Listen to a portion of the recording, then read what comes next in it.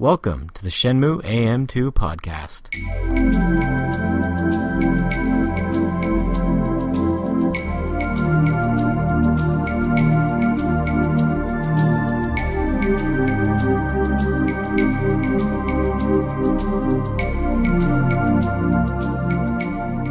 Welcome back to another episode of the Shenmue AM2 podcast. We're your hosts, Andrew and Matt, and we are here for episode 8. This episode's just kind of be a little bit of general discussion about a few different topics. One being the recent news about the domain name registrations. We first off just want to thank James for being on the last episode 7. I think it went really well. Mm-hmm. Yep. James was a great guest. Obviously, the guy knows a lot of stuff. Just a couple quick stories. The first one being, we had some technical issues before we were able to actually record that episode. So we could see and hear him on Skype, but he was not able to see or hear us. So just while he was waiting for our end to get back up, he started doing some impersonations. I assume he knew we could see that. He does a really good Goro impersonation. Mm-hmm. And Dylan. Oh yeah, Dylan was our sponsor from the Crate Moving Company last week, and he does a good impersonation of those prank calls. Yeah. I'm looking for a man. Who? Terry! And he just kept going with them. I wish we could have got them recorded because they were hilarious. But again, thanks for being on the podcast. We appreciate that. And hopefully we'll have more guests in the future. Mm-hmm. I was listening to a podcast today completely unrelated to Shenmue. It's like there's a comedian called Paul F. Tompkins. He's pretty famous among comedians. He's got a podcast where they do improv, and he had Ron Funches on, who's another comedian. I don't know if you ever heard of Ron Funches, but he's probably the nerdiest comedian out there. But anyways, they were just talking. He interviews these other comedians, and he asked him about his past jobs or something, and Ron Funches was talking about working in a warehouse or something, and he's like, the only way to move up is to learn how to drive a forklift, and then Paul F. Tompkins was like, oh yeah, forklifts seem pretty fun. And then Ron Funches was like, yeah, I still remember with my first job money, I went and I bought a Dreamcast, and I'm like, he's going to bring up Shenmue. And he talked for a little bit more, and he's like, yeah, and then I bought Shenmue, or I played that game Shenmue where you drive a forklift around, and like the host was like, you drive a forklift in a game? Whoa, what an escape. It was just kind of like surreal to have these people who like I never would have thought of they would bring up Shenmue. Let's just say that. I've been listening to that comedian for years. And Ron Funches is hilarious. Oh, you do know who he is. Yeah, and Paul Tompkins was I guess my wife and I went to New York for our anniversary trip, and we went to a taping of Late Night with Stephen Colbert, and Paul F. Tompkins was actually a guest on it. Oh, was he? He was super funny, too. Yeah, he's hilarious. He did mention Shenmue on the Late Show, though. He didn't? No. Yeah. You can't win them all, I guess. No, not everyone can mention Shenmue all the time. What a world it would be, though, if they did. Yeah, it was mandatory to say Shenmue in every sentence. Let's see if in Trump's inauguration we get at least one Shenmue reference. I won't be watching.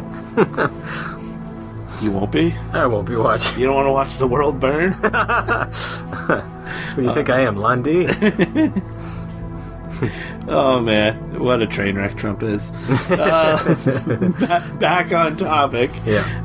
I am actually going back to New York here to see a hockey game in a couple weeks, and I think I'm actually going to meet up with James for just when we get into New York and Penn Station. Cool. And actually meet him and maybe grab a slice of pizza or something for lunch. There should be a Shenmue fan secret handshake. You guys should invent one when you meet up. And then tell me what it is. Well, it's a secret, though. Oh. But I'm a Shenmue fan. I suppose. It's shared among Shenmue fans. Yeah, we'll do that. I don't know what it would be. It's groovin' bro, and then like some sort of... Yeah. Or you just pretend to drink a can of pop, and then you go, ooh-ah. Pretend? Yeah. I gotta... Well, not pop. My, annual... We don't do this podcast annually. I don't think there's a word for just however often we do this podcast. I would drink a Sapporo or a Sapporo. Hey, in Shenmue 2, aren't the Vending machine Sapporo? That's why I drink a Sapporo, Matt. Okay. Oh, look, he caught on to the reference. I get it now. He gets it. That's awesome. So let's get to the news. I guess the big recent news. And it's not actually that recent. It just got uncovered recently. The Shenmue domain registrations for ShenmueHD.com and ShenmueRemastered.com. Yeah. And also ShenmueHD.com, the misspelling. Shenmue. So, this doesn't actually mean anything, though, right? It's just like they need to register these in case they ever want to use them. Well, essentially it'll mean one of three things. Either it's asset protection, so just to have them. Yeah. So they don't have to buy them from someone else. Yeah. Assuming whoever owns them would be willing to sell them. Mm-hmm. So that's option A. Option B is they could be making the games, or have them already made, and they just want a website to have a web presence. Or option C is they're seriously actually considering making them. Yeah. I don't know. Obviously, I want option B to be right. Yeah. Because I think I remember, like, during the 15 years we were waiting for Shenmue 3, like, occasionally there'd be, like, Sega renews Shenmue.com trademark or like domain name or something. It's just like they're just doing it so they have it. Like, it didn't mean anything. Yeah, I think like a couple years after they did the Shenmue Online announcement, the website changed to that yellow one that had like the banner that you could copy and paste from it. But hopefully this means something. I want it to mean something, obviously. When would, like, assuming they want to make a big deal out of the announcement, if there is one, what's the earliest they could do it? There's nothing before E3, is there? Nintendo Switch announcement. I'd be mad if it was a Switch exclusive. Just to put this into perspective, today is January 9th, 2017. The Switch announcement's coming up in a couple days. It's a possibility. I don't want to say I don't want to see it on the Switch. I want to see it everywhere. Yeah. If they want to put it on the Dreamcast, GameCube, original Xbox, Atari, I don't care. But yeah, I don't think there's anything before E3, but does it have to be at one of those? I mean, it would just be cool to be watching a conference and live and to have it come up. I want that Shenmue 3 announcement reaction again. Yeah. I want to be able to experience that again. Rather than just say, like, hey, press release, Shenmue HD's coming. Just read it on the internet one day. Yeah. But I don't know. I would want it to be that way. But all these people have already backed a Kickstarter. So, I mean, none of those people are going to miss out on the news. But it would be nice to see it announced on some sort of large platform. I want them to make a big deal out of it, because that would probably help sales, too. Yeah. And I think it would be reciprocal. It would help sales of Shenmue 3. And it would also help, obviously, advertise for Shenmue HD and bring those more people towards those games. Yeah. I really, really hope it's true, or hope they are. Well, it is true. They did register the domains, but I hope they are actually doing it. Yeah, I hope they got all their issues worked out, whatever those were, and I hope we get it. And if we do get it, what do you hope for it? I hope for a new control scheme, better textures, and better load times. That's really all I need. The textures... I don't care if we get English or Japanese dub, I'll take either. Yeah, dub doesn't matter to me. I don't think they would do English. I think they're doing English now with the new one, just to help present it to a Western audience in a better way. But we also have better voice recording technology now. I don't think the voice acting was necessarily bad for the main characters. I think it was just how it was recorded. But yeah, I'd like to see... The loading times don't even bother me. No? They bother me sometimes. I'm just like... Just because I kind of want to go in all these shops in the games, but I know there's nothing in there. Like 95% of the time, I could get the same answer I'm going to get from the shopkeeper from someone on the street. So why would I go in there? Like, why would I waste my time with the load time? Yeah, that's fair. That's fair. Textures doesn't really matter to me. It doesn't matter to me if they put it in widescreen. I think the majority of people would probably want it in widescreen just because every television is 16 by 9 now. It'd be nice. It'd be nice to be able to see more of the world in your field of view. It's definitely not necessary, though. What was the other thing you said? HD textures, loading times, and... Controls. Yeah. Controls. The controls could use some updating. So we have 2 sticks now. Didn't before. And they would also... I mean, part of doing an HD port is redoing the QTEs. The buttons that flash on the screen, because you're not going to be playing this on a Dreamcast controller any longer. Yeah. So that might... They'll obviously have to do something there. Yeah, that's necessary. But yeah, definitely, I'm really, really hoping this is a real thing and that they're producing them. If this was, say, 2 years ago, I probably would have just had the same old, yeah, they're just registering them. Nothing's happening. But this year, it's different now. We can dare to dream. Everything seems possible now. Yeah. What else did we want to talk about this episode?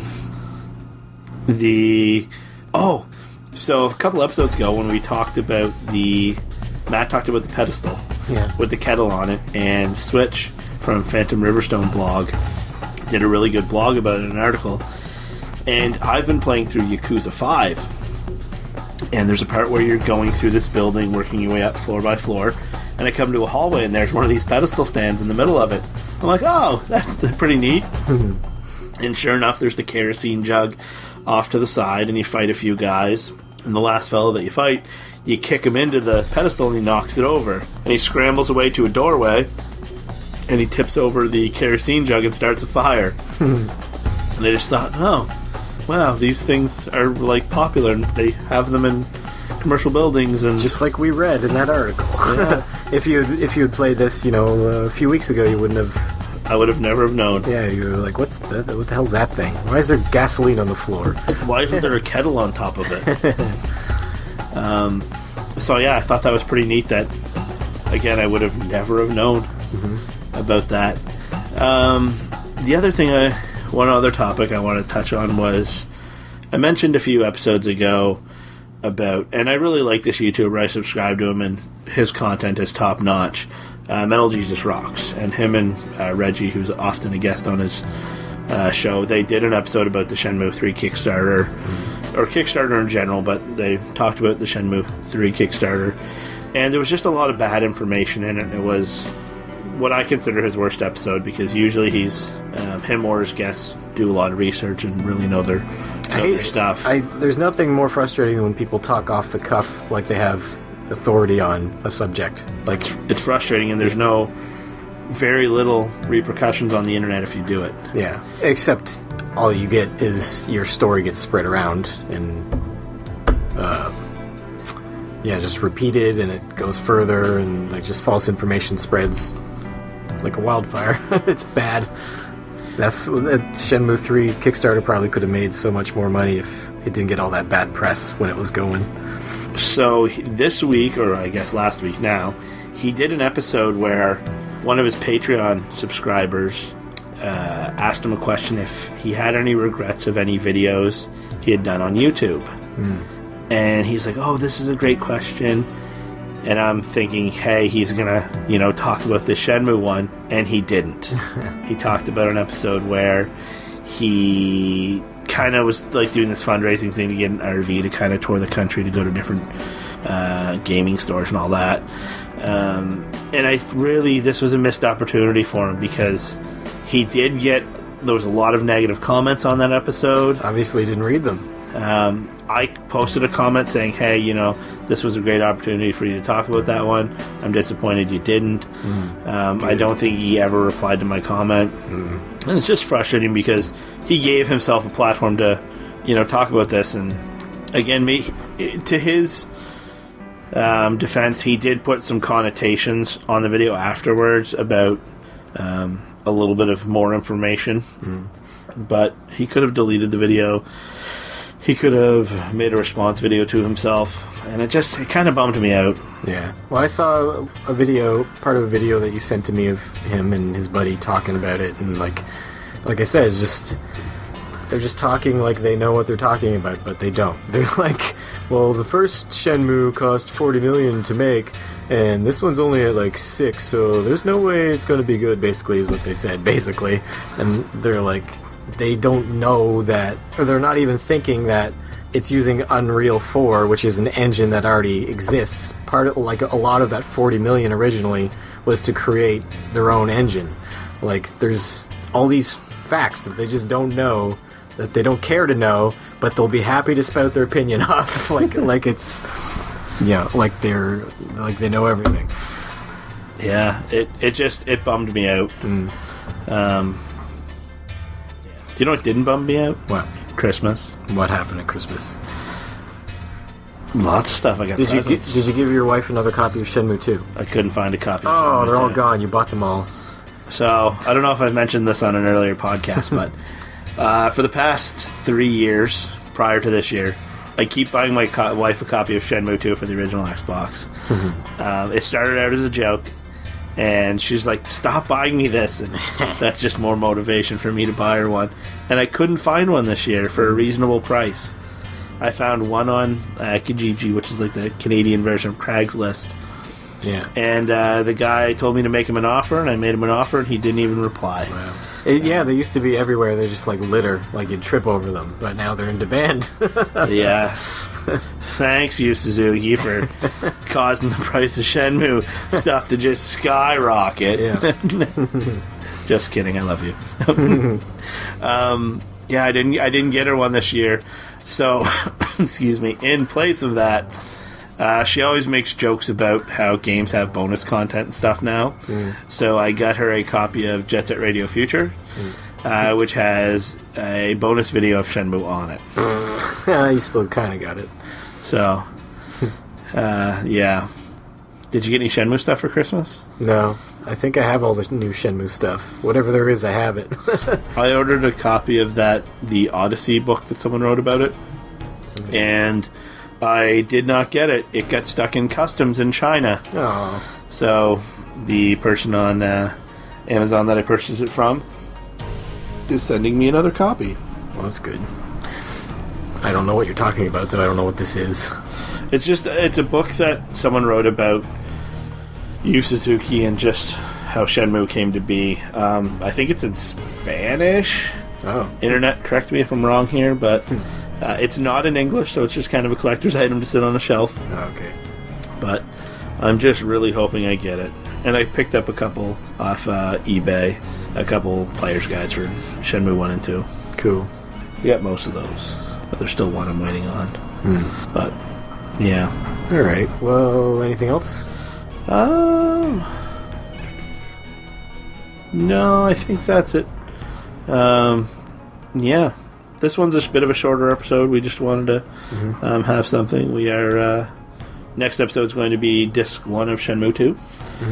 That gives it away that we might be playing it on the Dreamcast. That's... Just, let's... When Shenmue 3 comes out, how are we going to divvy up these playthroughs when we talk about it? I don't know. It's going to be on one Blu-ray disc. Maybe there's like well, yeah, we know there are regions. Maybe we can divide it up by regions. There's at least 3 regions, right? That he's going to go to? Yeah. Yeah. We'll cross that bridge when we come to it. So that's it for this episode. Make sure to check us out on iTunes, Shenmue AM2 Podcast. We are on YouTube, Shenmue AM2 Podcast. Please, please, please subscribe. We almost have enough subscribers to get our custom URL so we can actually be youtube.com/Shenmue AM2 Podcast. That'll be useful for searching. Oh, yeah. We are on Facebook, Shenmue AM2 Podcast. We have a page and a group. Our email is shenmueam2podcast@gmail.com. And this episode was brought to you by Lapis. Lapis, we help you gamble good. Bye, guys.